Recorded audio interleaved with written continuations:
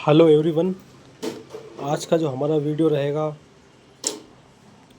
वो रहेगा वायुमंडल पर।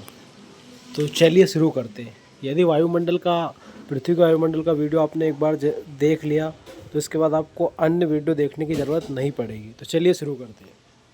सबसे पहले वायुमंडल। वायुमंडल क्या होता है? पृथ्वी के चारों ओर एक गैस का आवरण पाया जाता है, उसको बोलते हैं वायुमंडल। या फिर पृथ्वी के चारों ओर जिस हवा के साथ घिरी होती है या फिर जिस वायु के साथ घिरी होती है उसको बोलते हैं वायुमंडल्स। या पृथ्वी के चारों ओर जो एक गैस का समूह पाया जाता है उसको बोलते हैं वायुमंडल्स। अब वायुमंडल जो है उसके संघटक तत्व मतलब वायुमंडल किससे मिलकर बना है? तो वायुमंडल जो है वो गैसों का समूह है, जल वाष्प का समूह और धूल कण का समूह। और ये सभी कण जो रहते हैं वो गुरुत्वाकर्षण बल के कारण जुड़े रहते हैं पृथ्वी पर। तो चलिए देखते हैं। अब सबसे पहले वायुमंडल्स। वायुमंडल में सबसे ज़्यादा पाई जाती है नाइट्रोजन। नाइट्रोजन जो रहती है वो 78% पाई जाती है। और नाइट्रोजन गैस जो रहती है वो आग बुझाने में सहायक है। यदि नाइट्रोजन गैस हमारी पृथ्वी पर ना हो तो आग कभी बुझेगी नहीं। नाइट्रोजन गैस का उपयोग हम चिप्स वगैरह या कुरकुरों को सुरक्षित रखने के लिए नाइट्रोजन गैस का उपयोग हम करते हैं। और 78% नाइट्रोजन पाई जाती है। और कृत्रिम गर्भधान के लिए इसमें भी इसका उपयोग किया जाता है। सबसे अधिक पाई जाने वाली गैस। उसके बाद देखते हैं हम ऑक्सीजन। ऑक्सीजन जो है वो हमारी पृथ्वी पर पाई जाती है 21% यानी 21%। और ऑक्सीजन को हम जीवनदायिनी गैस भी बोलते हैं, प्राण गैस भी बोलते हैं। बिना ऑक्सीजन के पृथ्वी पर जीवन संभव नहीं है। और ये ऑक्सीजन जो प्राप्त होती है हमको पेड़ पौधों से प्राप्त होती है। इसके बाद देखते हैं हम अक्रे गैस यानी कि आर्गन। अक्रे गैस जो रहती है वो भी हमारे वायुमंडल में 0.93% पाई जाती है। आर्गन गैस को अक्रे गैस भी कहते हैं। ये जो गैस रहती है आर्गन का उपयोग हम बल्बों में करते, एलईडी लाइटों में आर्गन गैस का उपयोग करते हैं। इसको नोबेल गैस भी कहते हैं। इसके बाद देखते हम कार्बन डाइऑक्साइड। कार्बन डाइऑक्साइड जो रहती है ये आग बुझाने में सहायक होती है। ये गैस ग्रीन हाउस के मुख्य रूप से स्रोत है। ये जो पाई जाती है 0.003% पाई जाती है। और कार्बन डाइऑक्साइड गैस जो है वो पृथ्वी को गर्म रखने का काम करती है। और पौधे जो रहते हैं वो कार्बन डाइऑक्साइड गैस को कम करने का काम करते हैं, वो कार्बन डाइऑक्साइड गैस को ग्रहण करते हैं। ये गैस ग्रीन हाउस गैस के मुख्य रूप से उत्तरदायी है।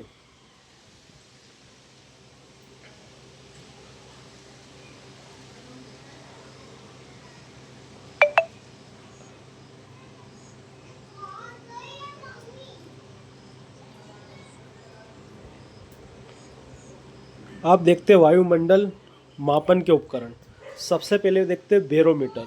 बैरोमीटर का उपयोग वायुमंडलीय दाब को मापने के लिए बैरोमीटर का उपयोग किया जाता है। समुद्र तल से समान औसत वायुमंडल दाब के 1013.25 मिलीबार होता है। अब देखते हैं दूसरा हाइग्रोमीटर्स।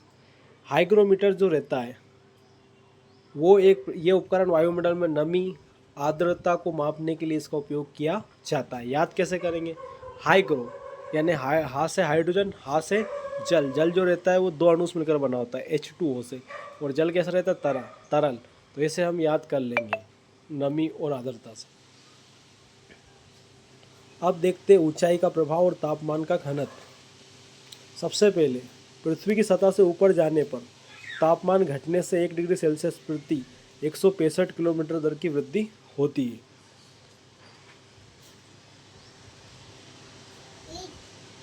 यही कारण है कि पर्वतारोही को ऊंचे पहाड़ी पर सांस लेने में दिक्कत होती है। घनत्व की कमी। जैसे हम ऊपर चढ़ बढ़ते हैं तो वायुमंडल का घनत्व दाब तेजी से कम होने लगता है। तो चलिए अब समझते हैं हम वायुमंडल की संरचना और उसके विभिन्न परतों के बारे में तुलनात्मक दृष्टि। सबसे पहले देखते हैं क्षोभ मंडल। क्षोभ मंडल जो रहती है वो वायुमंडल की सबसे निचली परत है और ये 0 से लेकर 14 किलोमीटर तक पाई जाती है। और क्षोभ मंडल में मौसम संबंधित घटनाएं होती है। इसमें तूफान, आंधी, चक्रवात आदि संबंधित घटनाएं क्षोभ मंडल में होती है। और इसको संवहन क्षेत्र भी कहते हैं। इसमें ही बादल संबंधित विभिन्न प्रकार की घटनाएं होती है। अब दूसरी परत है समताप मंडल।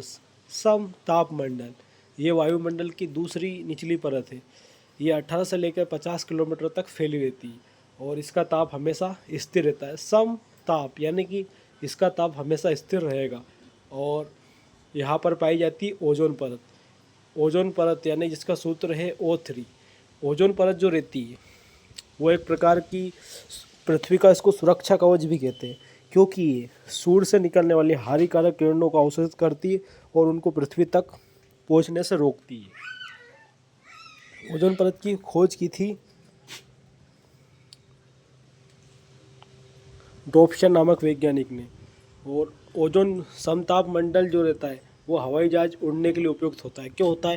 क्योंकि यहाँ पर ताप समान रहता है। कैसे याद करेंगे देखना आप। ओ और ओ यानी आकाश। हवाई जहाज कहाँ पर उड़ते हैं? आकाश में। से याद कर सकते हैं। अब देखते हैं मध्य मंडल्स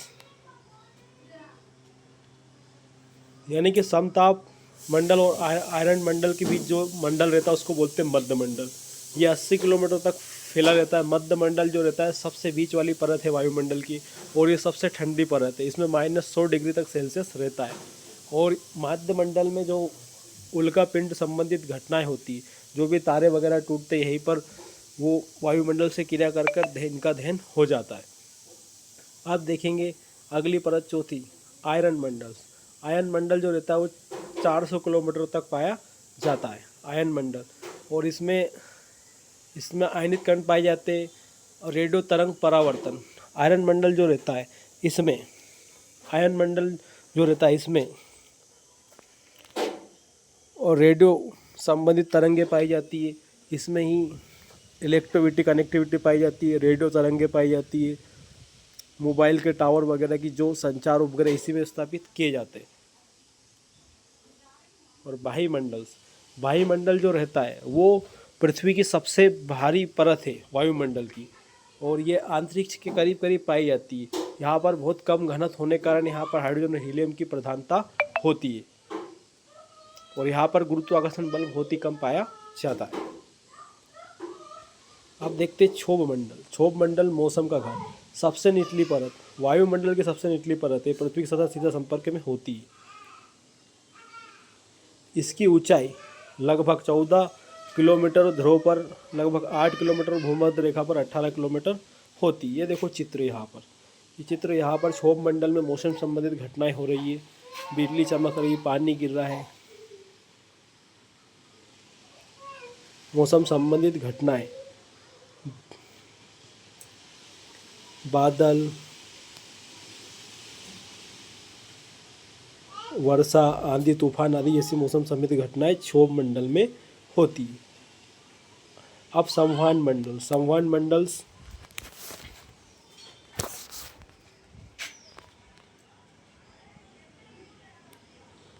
मंडल जो रहता है ये वायुमंडल विक्षोभ और संवहन विक्षोभ के धाराओं के कारण इसे संवहन मंडल भी कहा जाता है।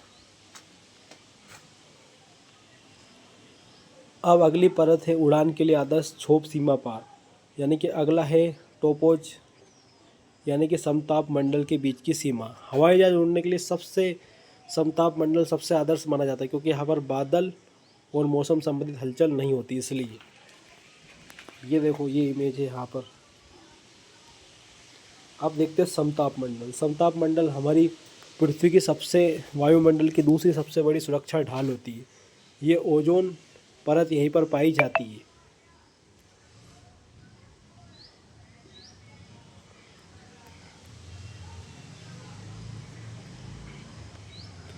जीवन की रक्षा, यहाँ पर ये परत सूर्य से आने वाली हानिकारक पराबैंगनी किरणों को अवशोषित कर पृथ्वी की जीवन की रक्षा करती है। इसको पृथ्वी का जीवन रक्षक वल्फ भी कहा जाता है।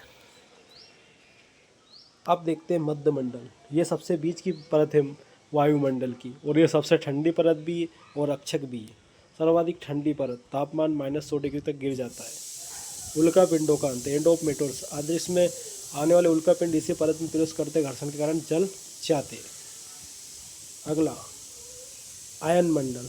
आयन मंडल संचार का आधार। परावर्तन, पृथ्वी की सतह से प्रसारित रेडियो तरंगे इस परत से टकराकर वापस पृथ्वी पर लौट आती, जिससे लंबी दूरी पर संचार का प्रभाव संभव हो। यदि आयन मंडल परत नहीं होती तो हम मोबाइल कनेक्टिविटी, जो भी नेटवर्क संबंधित समस्या, मोबाइल पर बात नहीं कर सकते थे, इंटरनेट नहीं चला सकते थे, रेडियो नहीं चला सकते थे। अब देखते हैं वायुमंडल। अंतरिक्ष की सीमा असीमित, ये सबसे ऊपरी परत है और वायुमंडल सबसे भारी और ऊपरी परत है। गैसों की प्रधानता, कम गुरुत्वाकर्षण के कारण केवल सबसे हल्की गैस, विशेष रूप से हाइड्रोजन हीलियम की प्रधानता होती है।